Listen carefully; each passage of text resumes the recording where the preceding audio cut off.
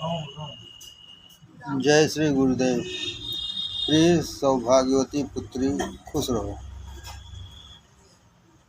आप मुझको जानती नहीं हैं, लेकिन फिर भी मैं आपको बेटी लिख रहा हूँ और समझता हूँ, इसके लिए क्षमा प्रार्थना करता हूँ।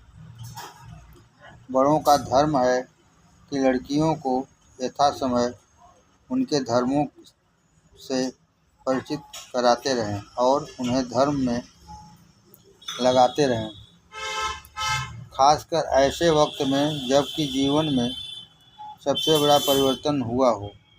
लड़की के लिए उसकी शादी उसके जीवन का एक बहुत बड़ा परिवर्तन है। उसके वह घर, वह गांव, माता पिता, भाई बंधु, सखी सहेलियां जिन्हें अपना समझती थी, जिनके प्यार दुलार से शरीर अब तक पला था, जो उसके हर जायज़ सामान को दिलो जान तैयार रहा करते थे, एकदम छोड़कर ऐसी जगह आना पड़ा जहां उसका कोई परिचित नहीं। इसके पहले उसे सब प्यार की दृष्टि से देखते थे, अब वह सबकी गुलाम देखी जाती है। इसके पहले उसे सब प्यार की दृष्टि से देखते थे, अब वह सबकी गुलाम देखी जाती है। वह देखती है कि उसकी सास उसके मुकाबले में बेटी से ज़्यादा प्यार ही नहीं करती, वरन यह भी चाहती है कि उसके बेटी का भी गुलाम बनकर रहे। उसके हर एक बोलचाल, उठन बैठन, खान पान, सबकी निरख परख चारों तरफ से हो रही है और वह अकेले इस सारी फौज का मुकाबला करने के लिए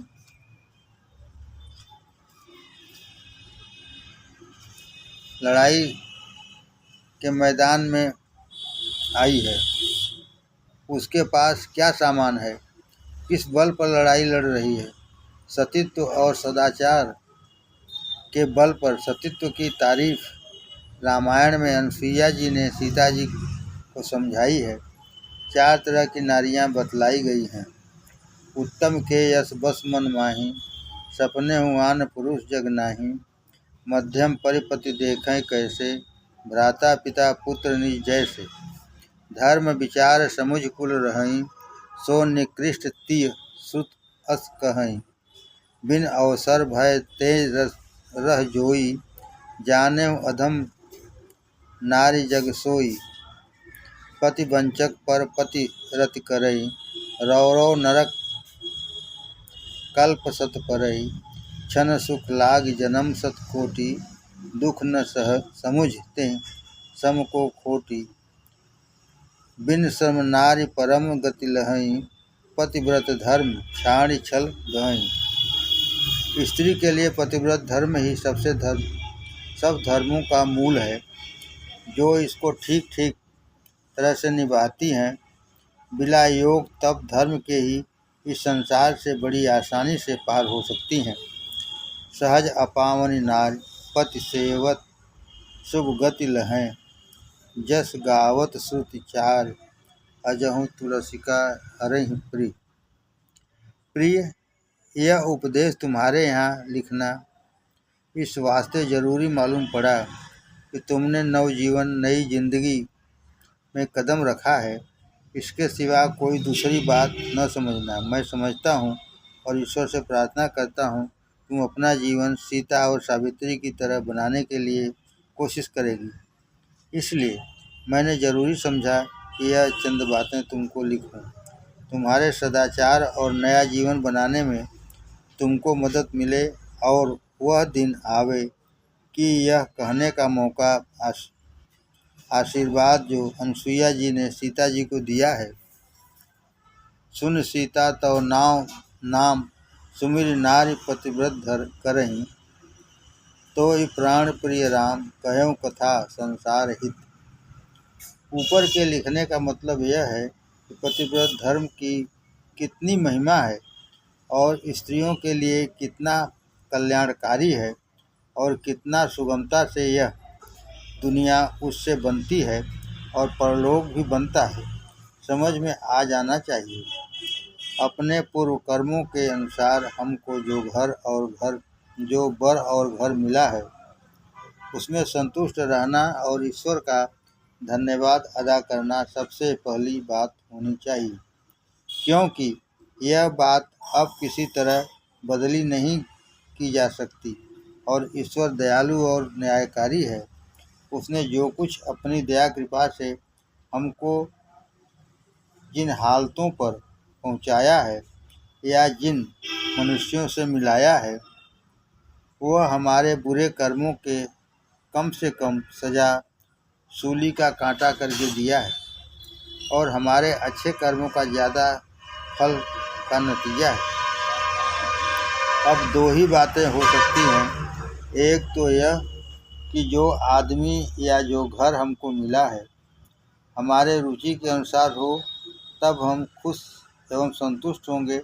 दूसरी बात यह हो सकती है कि यह सब बातें हमारी तबीयत के खिलाफ हो या कुछ खिलाफ हो, कुछ मुवाफिक, तब हमको उससे असंतुष्टता या नाराज़गी या नफ़रत होगी।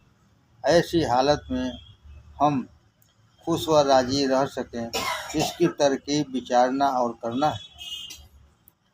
पहली बात तो यह विचारना है कि जिस घर में आए हैं वो वर और संबंधी हमको मिले हैं, जो वर और संबंधी हमको मिले हैं उनसे छुटकारा पाने की कोई तरकीब नहीं है, सिवाय इसके कि या तो कुछ कुढ़ कर अपनी जान पर खेल जाएं, जिसका परिणाम महाभयंकर और दुखदायी होगा और न मालूम कितने जन्मों तक भोगना पड़ेगा, क्योंकि गलती से लोग समझते हैं यह शरीर हमारा है, पर असलियत में यह उस मालिक का है और उसने हमको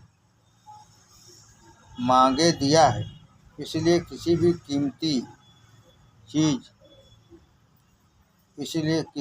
कीमती चीज़ लावें और बर्बाद कर दें, कितनी बेजा बात है।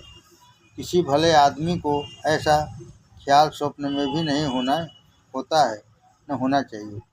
अब दूसरी बात यह रही कि हम जिस हालत में हैं उसी हालत में रहकर ज़िंदगी काटना है। इसकी दो हालतें होंगी, एक तो प्यार और मोहब्बत की, दूसरी घृणा और नफ़रत की। पहली के लिए ज़रूरी है कि हम सबसे पहले अपने दिल को पाक व साफ बनावें और यह तभी मुमकिन है जब हम अपने मन को सब तरफ से मोड़कर अपने पतिदेव के कमल रूपी चरणों में लगा दें और उनको प्रसन्न व खुश रखने की हमेशा कोशिश करते रहें और जितने भी उनके सगे संबंधी मेल मुलाकाती हैं उनकी सेवा और प्रसन्नता का काम इस ख्याल से करें, ये सब पतिदेव की ही सेवा और प्रसन्नता के काम हैं। सास को हम इस ख्याल से माँ कहती हैं कि यह हमारे सर्वस्व प्राणनाथ की माँ है। उसने अपना दूध पिलाकर और लालन पालन करके इतना बड़ा किया है और उसकी दया कृपा से उनका शरीर इस तंदुरुस्त हालत में हमें मिला है। इसलिए हमारी सास का हमारे ऊपर बड़ा उपकार है, इसका हमेशा ध्यान रखना ज़रूरी है।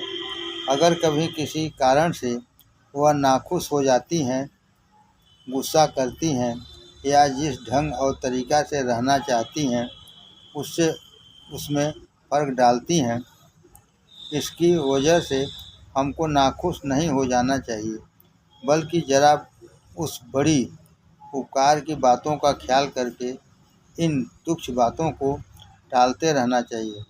अब इसी तरह हर एक संबंधियों के साथ अपना विचार शुद्ध पाक साफ रखना चाहिए।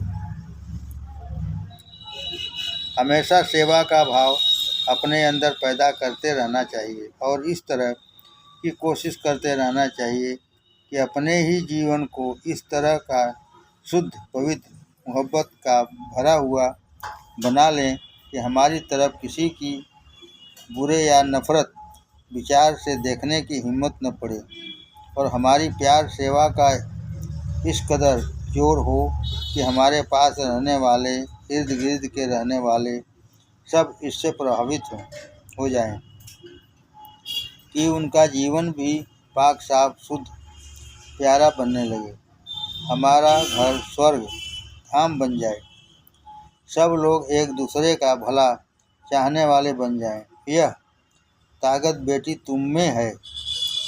तुम अपने आप को कमज़ोर न समझो। एक पतिव्रता सब कुछ कर सकती है।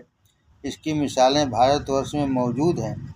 भारत की नारियों ने जो अद्भुत काम अपने चरित्र बल से किया है, इतिहास के पढ़ने वालों से छिपा नहीं है।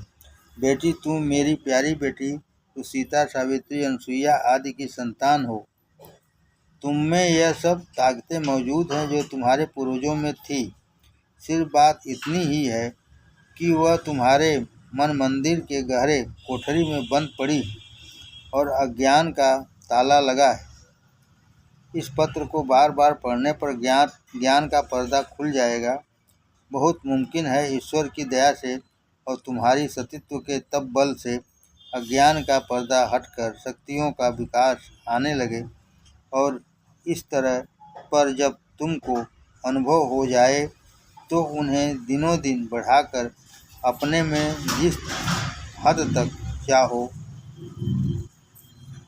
उन सब गुणों को बढ़ा सकती हो, कामयाब हो सकती हो। सिर्फ ईश्वर का भरोसा और गुरुजनों की बातों पर विश्वास, हिम्मत से काम करने की ज़रूरत है। खैर, दुनिया में कोई ऐसी बात नहीं है जो एक हिंदू नारी न कर सकती हो। मजमून कुछ लंबा होता जा रहा है, इसलिए मुख्तसर में थोड़ी सी बातें लिखते हैं जिससे जीवन में विकास करने की सामग्री तुम्हें प्राप्त होगी। अगर इनमें से किसी बात को समझना चाहो तो कृपा करके लिखना। ईश्वर गुरु कृपा से जो कुछ ऐसा हम कर सकते हैं करेंगे और सर्वदा करते रहेंगे। इससे ज़्यादा खुशी का और कोई मौका नहीं हो सकता है कि एकमात्र माता की सुपुत्री, पूर्व विख्यात सती नारियों की तरह बनने की कोशिश करे। मैं उसकी किस तरह सहायता कर सकूं? पहला, हमेशा यह समझना चाहिए कि ईश्वर भला है और दयालु है, कृपालु तथा न्यायकारी है। हम उसकी प्यारी बेटी हैं। हम जिस हालत में जिस पुरुष के साथ रखे गए हैं वह सिर्फ हमारे ही भलाई के लिए, हमारे जीवन के विकास के लिए ईश्वर ने दया कृपा करके दिया है। मतलब यह है कि हमारा परिवार एक मदरसा है, मोहल्ला मदरसा है और मैं विद्यार्थी की तरह हूँ। ईश्वर ने भेजा है, इसमें मेरा इम्तहान होगा और हमारा खूब व्यवहार और सुव्यवहार ही पास फेल करावेगा और हमारी हार जीत का भी फैसला होगा। ईश्वर हमारे कर्म को भी देखेगा, सिर्फ उसी का फल देगा। हम भले ईश्वर की संतान हैं, हमको भला होना चाहिए। हम दुनिया में मेल मोहब्बत फैलाने आए हैं, नफरत घृणा नहीं। हमारा काम जोड़ना है, तोड़ना नहीं। लेकिन यह सब बातें कमज़ोर नहीं कर सकते। इन कामों को करने के लिए बड़ी शक्ति, मजबूत दिमाग की ज़रूरत है। इसलिए सबसे पहले इन बातों को करते रहना चाहिए।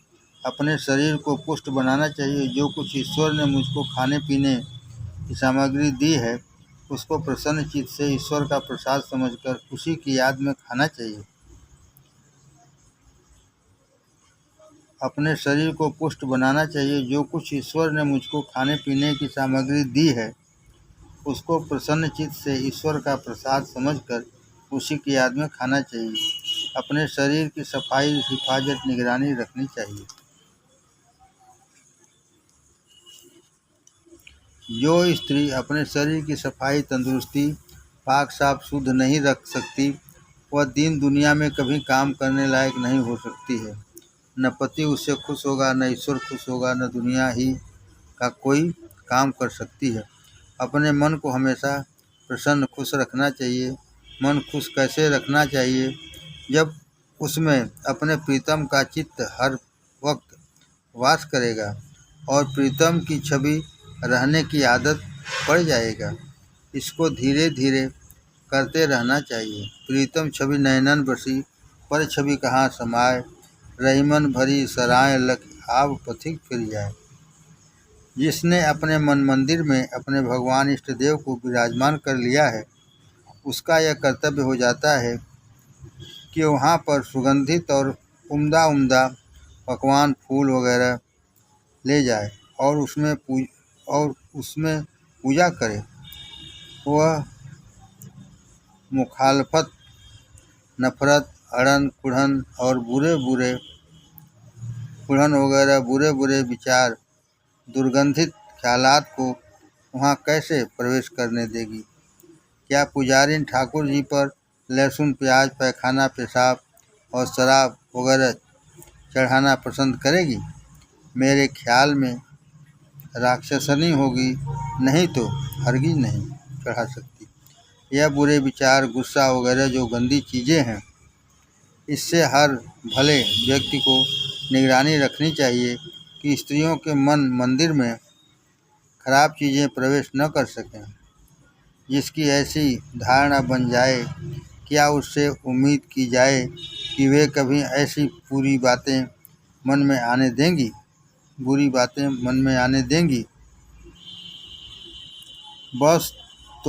बस जो कुछ लिखा उसे पढ़ना, विचारना, समझना और पसंद आवे तो अपना जीवन उसके अनुसार बनाने की कोशिश करना।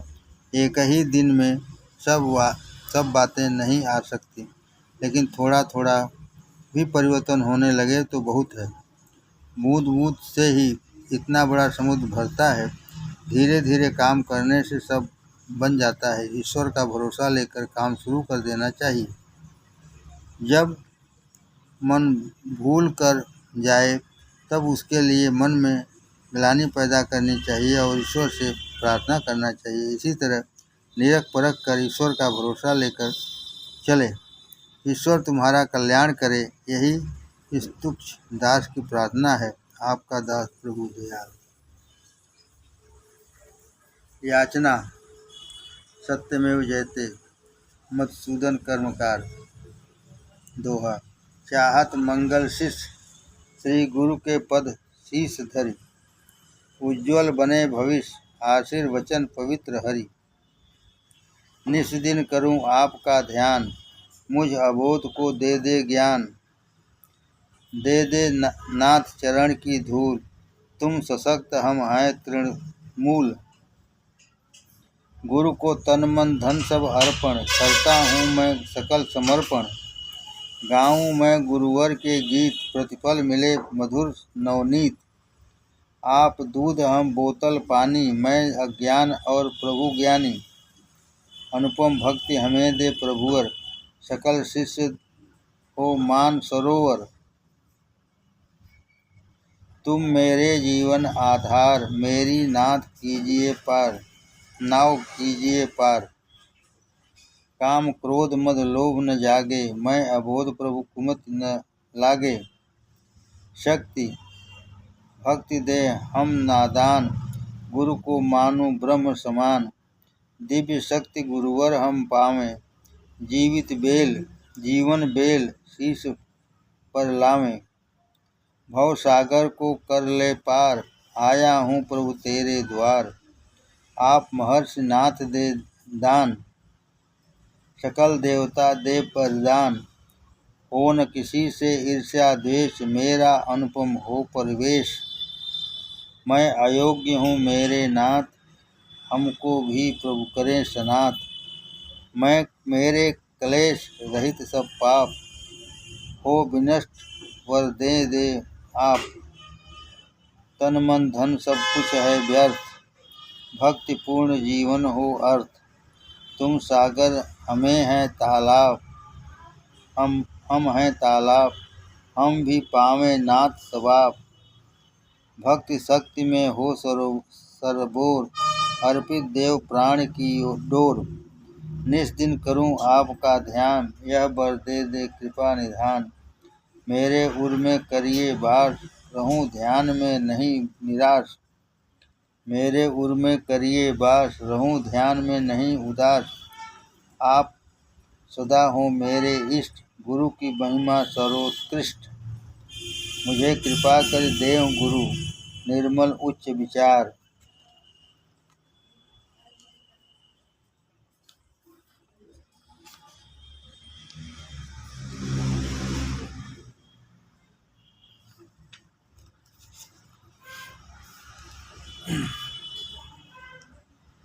दोहा। तेज बहादुर सिंह मिर्जापुर। हमसे कोई द्वेष न पावे, सादा हो आचार। कर्म करूं न कभी मन माना, समय मिले तो कर लूं ध्यान। नाथ लगन युत करूं साधना, करूं सत्य से पूर्ण वंदना। गुरु के संग सीख लूं सद्गुण, पर अभिमान न आवे अवगुण। पूजा से चंचलता जाए, अपना जो अभ्यास बढ़ाए। उत्तम संस्कार मन जागे, माया रहित भक्ति मन त्याग लागे। प्रभुवर कभी कुपंथ न जाऊं, चरण गुरु के शीश झुकाऊं। आत्मसमर्पण गुरु को कर लूं, चरण धूल माथे पर धर लूं। प्रभु हृदय दुख दूर कीजिए, प्रभु चरणों में शरण दीजिए। पूज्य मोह बस कर्म न त्यागूं, सदा भक्ति अंतर मन लागूं। प्रभु ध्यान में भी मन रोवे, करुणा युक्त प्रार्थना होवे। अंतर मन से करें न्यारे, प्रभु गुरुवर हैं आप हमारे। हमको कभी होए न रोसा, कलयुग केवल नाम भरोसा। मुझ पर गुरुवर करुणा कीजिए, आत्मज्ञान बस हमको दीजिए। बन जाएं प्रभु आज्ञा पालक, अनुनय करूं देव मैं बालक। माता पिता तुल्य प्रभु आप, करूं नाथ मैं निस्दिन जाप। भाव और श्रद्धा ही आवे, सम व्यवहार हृदय में लावें। स्वार्थहीन व्यवहार करूं मैं, निर्भय होऊं नहीं डरूं मैं। मान करूं गुरुदेव मैं, नैतिकता समान। शुद्ध रहे प्रभु भावना, मानवता कल्याण। करूं वृद्ध की प्रभुवर सेवा, यह है जीवन का शुभ मेवा। मैं चमकूं प्रभु बनकर ज्ञाता, श्रेष्ठ भाव में मैं आ जाता। मेरा दृढ़ हो प्रभु विश्वास, नहीं बनूं मैं कभी निराश। अधिक आत्मा पर दूं जोर, उस पर परमात्मा की डोर। हिंसा से प्रभु मैं घबराऊं, सदा अहिंसा पर ही जाऊं। सात्विक मनुज बनूं मैं नाथ, भजन करूं मैं बनूं सनाथ। ऐसा मार्ग बना दे आप, किया करूं ईश्वर का जाप। करूं न नाथ फालतू कामा, जाप करूं कह कर जय रामा। सदा प्रार्थना पर दूं ध्यान, गुरुवर मेरे ईश समान। ही मैं समझूं ऐसा मान, गुरुवर हैं मेरे भगवान। नहीं काम में आसक्ति, प्रभुवर दे दो ऐसी भक्ति। गुरु ईश्वर का रखते कोष, दूर उसी से होता रोष। बड़ा गुण है यह संसार, गुरु से होगी नैया पार। मुझको और कोई न आशा, पूर्ति करेगी गुरु अभिलाषा। मार्ग मध्य में है अवरोध, गुरु जी द्वारा होगा शोध। गुरु समान समझे भगवान, मात्र डगर है केवल ध्यान। जो प्राणी अतलीन हो, करता प्रभु का ध्यान। सदा सहायक है दिनन के, उनको मानो जब श्रीमान। गुरुदेव वंदना। अंतर के मन से गुरुदेव तुम्हें सुचशील बखानत हूँ, ध्यान में भी अवधान भरा, हम भाव कुभाव न जानत हूँ। जीवन नाव पड़ी मझधार में, बेहया हूँ यह मानत हूँ। प्रभु चैन नहीं मन आतुर है, सर्वस्व से वंचित लानत हूँ। वाणी से प्राणी तरेगा कहाँ से, वाणी से प्राणी तरेगा कहाँ से, कि क्लेश विकार से जो अभियुक्त है। जीवन के दिन थोड़े ही हैं अब, जानता है पर तो भी सुसुप्त है। कभी ध्यान महान नहीं करता, बस लेटा पड़ा रहता दिन गुप्त नित गुप्त है। मन बोझिल है तन दुर्बल है,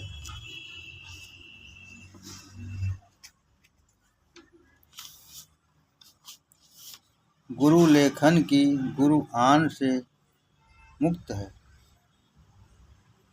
गुरुवर का ध्यान मात्र एक अभिलाषा है, रंगरेली मनाओ नहीं समय बहुत थोड़ा है। व्यर्थ में निरर्थक वार्तालाप दूर करो, लग जाए अनायास कहीं नहीं कोड़ा है।